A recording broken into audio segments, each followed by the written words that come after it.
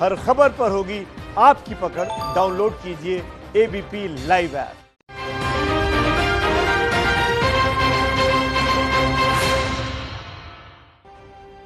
तो भारत की बात में बात यही कि 50 दिन के लॉकडाउन के बाद आने वाले दिनों में भारत की तस्वीर कैसी होगी।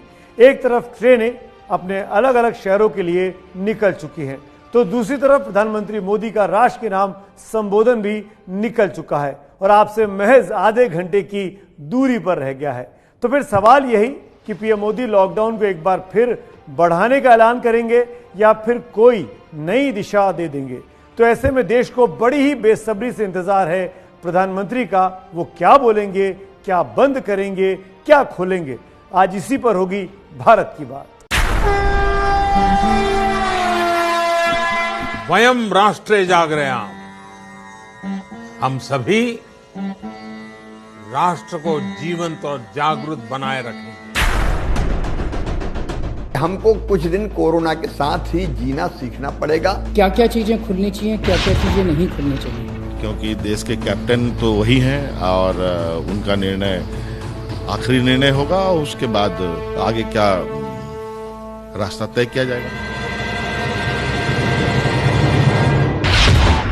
और जब जब प्रधानमंत्री आए हैं, हमें कोरोना से बचाने का तरीका और सलीका साथ लाए हैं। और अब जब संकट जरा गहरा है, जिंदगी और मौत के बीच कोरोना का खतरनाक पहरा है, तो फिर ऐसे में बड़ी ही बेसब्री से इंतजार है प्रधानमंत्री मोदी की जन सुनवाई का, आकाश में चंद्रमा की चढ़ाई का और घड़ी में सुई की 8 बजे वाली अंगड़ाई का।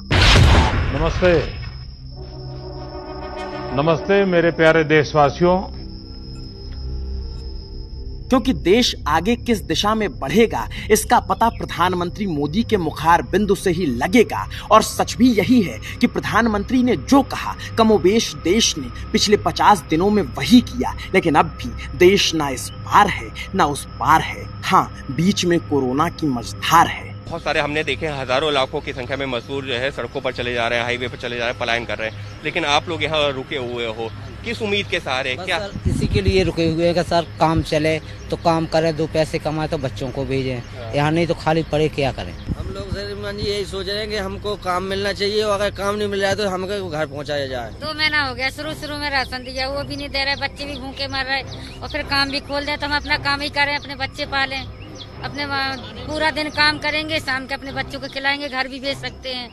सर ये काम की उम्मीद के सारे रुके, सर काम चलेगा तो रुकेंगे सर। अभी है सर गांव चले तो गांव में भी कुछ ना है, इसीलिए सर सोच रहे कि इससे बड़े यहाँ से कुछ मिले और फिर सर जाएंगे तो किस सहारे जाएंगे, पैदल बहुत दूर पड़ता है। इसलिए सोच रहे जो भी रुपए पैसा का अपना पेट बने और गाँव बच्चों का भी बने। और कहते हैं ना, जब जिंदगी मायूस होती है तो कुछ ज्यादा ही महसूस होती है। और हमें भी महसूस हो रहा है कि ऐसी मजबूरी और मझधार में इंसानी जिंदगी बुरी तरह हिचकोले खा रही है।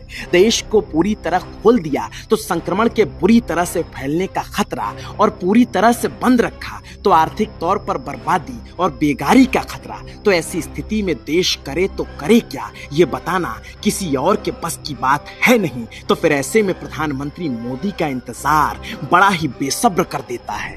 हम अनंत काल तक लॉकडाउन नहीं चला सकते, इसलिए एक मानसिकता ये भी है कि हमको कुछ दिन कोरोना के साथ ही जीना सीखना पड़ेगा। मतलब कोरोना के संक्रमण को रोकने के भी सारे उपाय करने पड़ेंगे, इलाज के ये फैले ना उसके सारे प्रबंध करने पड़ेंगे, और उसके साथ साथ हमको आर्थिक गतिविधियां भी व्यापक पैमाने पर प्रारंभ करनी पड़ेगी। क्योंकि देश के कैप्टन तो वही हैं और उनका निर्णय आखिरी निर्णय होगा। उसके बाद आगे क्या रास्ता तय किया जाएगा।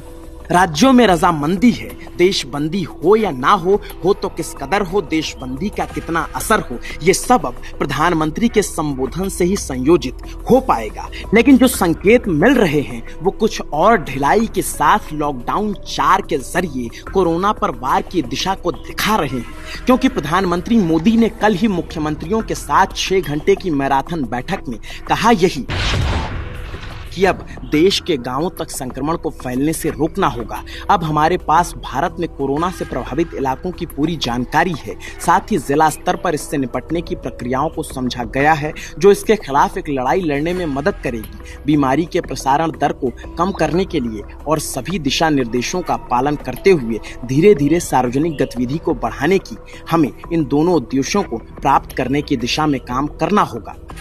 और प्रधानमंत्री के इस बात का मतलब निकालें तो समझ यही आता है कि लॉकडाउन की लकीर को जरा और लंबा खींचा जा सकता है, लेकिन कुछ सावधानियों और शर्तों के साथ। और आज विशेष ट्रेनों का चलना भी यही कहता है कि शर्तों के साथ हम लॉकडाउन में जरा सी सेंधमारी की तैयारी कर चुके हैं, जिंदगी को पटरी पर लाने की तैयारी कर चुके हैं। लॉकडाउन के दौरान देश के कई जगहों से ट्रेनों की आज से शुरुआत की गई है। लॉकडाउन के बाद जो लोग फंसे हुए थे दिल्ली, मुंबई जैसे शहरों में, उनके लिए आज से स्पेशल ट्रेन चलाई जा रही है। मैं इस वक्त खड़ा हूं मुंबई सेंट्रल स्टेशन के बाहर और आप देख सकते हैं कि मेरे सामने जो एक ट्रेन आ रही है वो स्पेशल ट्रेन है जिससे मुंबई में जो लोग लॉकडाउन के बाद जो है यहाँ पर फंसे थे और वो अपने घरों को नहीं जा पा रहे थे, उनके लिए ये सुविधा दी गई है। ये ट्रेन यहाँ से 5:30 बजे अब रोज चलेगी, जिसकी ऑनलाइन बुकिंग की जा रही है और उन लोगों को बाकायदा यहाँ से जो है ले जाया जाएगा। दिल्ली का ये सफ़र होगा। तो मुंबई सेंट्रल रेलवे स्टेशन से ये ट्रेन चल रही है। आप देख सकते हैं कि ये जो ट्रेन मेरे सामने आ रही है, लॉकडाउन के बाद पहली ये ऐसी ट्रेन है जो आम आदमियों के लिए शुरू है। दिल्ली से कुछ ट्रेनें शुरू हुई हैं और मुंबई सेंट्रल से ये पहली ट्रेन है जो यहाँ से स्पेशल ट्रेन ये निकल रही है। तस्वीरें आप देख रहे हैं कि ये ट्रेन मुंबई सेंट्रल से निकल रही है दिल्ली के लिए।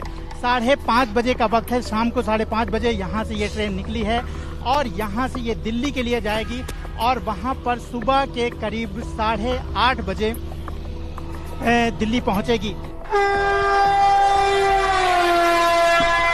विशेष ट्रेनें चल चुकी हैं और चलना भी जरूरी था, क्योंकि 50 दिन की देशबंदी के बाद फिलहाल बड़ी ही विकट परिस्थिति है। देश में दो तरफा स्थिति है। एक तरफ लॉकडाउन से लिपटकर अर्थव्यवस्था सिसकियां भर रही है, तो दूसरी तरफ इंसानी जिंदगी कैसे भी कर कोरोना से बचने की दुआ कर रही है और सरकारें अब भी सोच में फंसी हुई हैं, करे तो करें क्या। क्या लॉकडाउन में ढिलाई दी जानी चाहिए?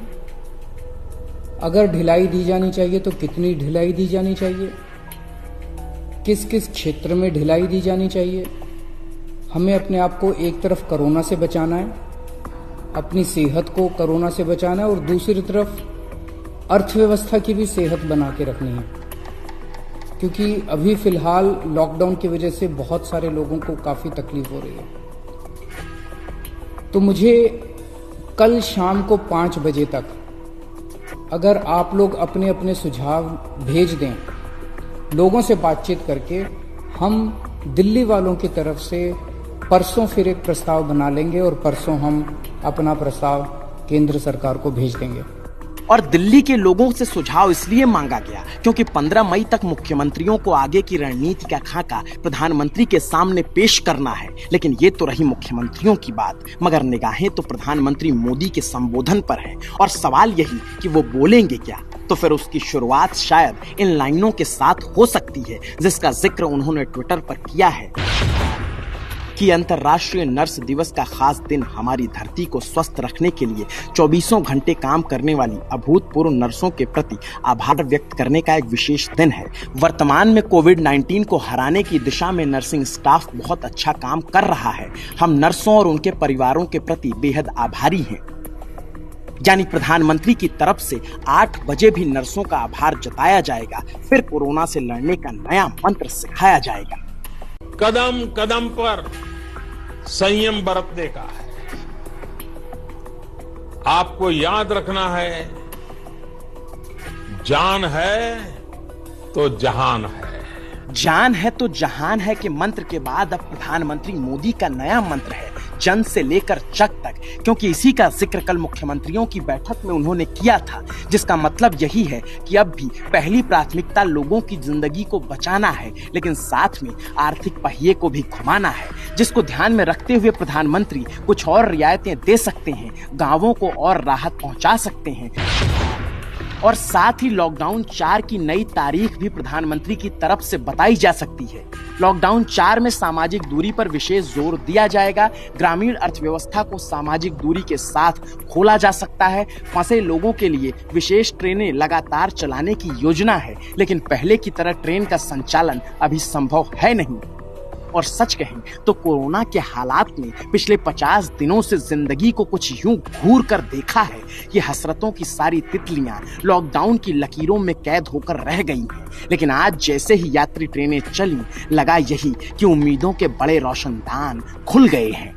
आने का कोई साधन नहीं है मैडम। पटना से हमारे लिए गाड़ी रात को मिल है, उसके बाद कोई गाड़ी नहीं है पटना आने के लिए सहरसा से, तो इस वजह से रात को ही चले वहाँ से। आप लोग रात को ही चले? रात को 12 बजे। टिकट कब कराया? हमने टिकट कल शाम को कराई 7 बजे। 7 बजे टिकट दिखा सकते हैं? टिकट व्हाट्सएप पे आई हुई है। व्हाट्सएप कर दीजिए। तो ये अम्मा दिल्ली जा रही है? हाँ। किसी काम से? हाँ। क्या काम है? हमारे घर वाला है वहाँ, तो हस्बैंड वहाँ पर है? हाँ। अच्छा, फिर 2 बालक है। हाँ। तो ये देखिए, ये जो आप देख रहे हैं दरअसल ये टिकट इनका है और इन्होंने 4 लोग आप लोग जा रहे हैं? 4 लोग जा रहे हैं। क्या कारण है? अक्सर लोग दिल्ली से आ रहे हैं, आप दिल्ली क्यों जा रहे हैं? मैम हम दिल्ली में ही रहते हैं। यहाँ पे हम किसी काम के सिलसिले से आए थे लॉकडाउन से पहले, फिर उसके बाद हम यहीं फंस गए। तो अब जब हमें पता लगा कि गाड़ी जा रही है तो हमने अपने भाई से बोल के टिकट करवाई है। तो जब फिर आज हम यहाँ पे घर जाने के लिए आए। कब से फंसे थे? लॉकडाउन से पहले से मैडम, 21 मार्च से। 21 मार्च से फंस गए थे यहाँ? जी मैम। बीच में जाने के लिए कोई साधन नहीं मिला, अभी जब ट्रेन चल रही है तो आप जा रहे हैं? जी मैम। खुशी हो रही है कि अब जा रहे हैं, वापस जा रहे थे? बहुत खुशी है। 50 दिन से यहाँ से फंसे हुए हैं, खाने पैसे सब खत्म हो चुका है इस टाइम हमारे पास। ध्यान से देखिएगा तो ये पता लगेगा कि ये वो तबका नहीं है जो राजधानी एक्सप्रेस में सफर किया करता था, लेकिन फंसे ऐसे कि पाई पाई जुटाकर राजधानी के एसी टिकट का भी इंतजाम कर लिया। और इसी से आप घर जाने की लोगों की बेताबी को समझ सकते हैं। और यहाँ से भी ज्यादा बेताब लोग तो सड़कों पर हैं, जिनका रोजगार रूठ गया है, जिनके सब्र का बांध टूट गया है। कोई ट्रकों पर लदा है, कोई पैदल चल पड़ा है। यकीनन प्रधानमंत्री के जहन में उनका भी ख्याल होगा ही, हो सकता है संबोधन में इनका जिक्र हो ही जाए। मैं इस वक्त लखनऊ के शहीद पथ पर मौजूद हूं और मैं जब यहाँ पर गुजर रहा था तो कुछ लोग यहाँ मुझे मिले जो एक ऑटो में अपना सामान रख रहे हैं। इन लोग से बात करते हैं। आप लोग कहाँ जा रहे हैं? छत्तीसगढ़, कवर्धा जिला। हाँ। कितने लोग हैं? 30 लोग। तो यहाँ लखनऊ के रहने वाले कहीं और से? नहीं, छत्तीसगढ़ के रहने वाले लखनऊ कमाने के लिए आ रहे हैं। हाँ। कब से फंसे हुए थे? हम लोग को 2 महीना हो गया। अब यहाँ से निकलने की क्या जरूरत हो गई? सरकार तो खाने पीने का सुविधा नहीं है, काम धंधा भी नहीं है, खाने पीने की दिक्कत होगी, इसलिए जा रहे हैं। अपना बाल बच्चा छोड़ के आए गाँव में, अपना बाल बच्चा गाँव में छोड़ के आए तो इसलिए अपना गाँव जा रहे हैं। मालती। ये बताइए, सरकार कह रही है कि हम सबके लिए बस लगाएंगे या ट्रेन में व्यवस्था करेंगे, फिर आप लोग ऐसे क्यों जा रहे हैं? कुछ नहीं लगा रहे, सब ऐसे बोल रहे हैं, उसीलिए तो जा रहे हैं। नहीं तो जाते नहीं बस से, इसलिए भी जा रहे हैं। बस वो लगाए नहीं है। क्या क्या दिक्कत थी यहाँ पे? खाने पीने का दिक्कत है साहब जी। अभी इस ऑटो में बैठ के कैसे आप लोग कहाँ तक जाएंगे? अब जहाँ तक निकल रहे जाएंगे ढाल में, उधर से फिर चले जाएंगे। जहाँ तक के साथ दे दे, उसके बाद फिर कोई आगे फिर मिल जाएगा, उसके में चढ़ के चलेंगे। मतलब कोई ऐसा कोई निश्चित नहीं है, कोई गाड़ी हायर नहीं किया, आप लोग ऐसे ही जा रहे हैं? जरूरत पड़ेगी पैदल चलेंगे जी। यहाँ से करीब 700-800 किलोमीटर आप लोग किस तरह से जाएंगे? कुछ अब क्या किया जाए, अब जाने के सिवा कुछ दिखाई नहीं दे रहा है यहाँ। तो सरकार कह रही है कि सबको राशन दे रहे हैं, खाना दे रहे हैं, सुविधा दे रहे हैं। जिसको मिलता है उसी को मिलता है, हर कोई को नहीं मिलता है। हाँ जी। आप लोग बताइए, इस तरह कैसे आप लोग जाएंगे? नहीं सर, अब जैसे बन रहे हैं वैसे जाएंगे सर, लेकिन हमारा तो सरकार हमारा तो कुछ कर नहीं रहा है।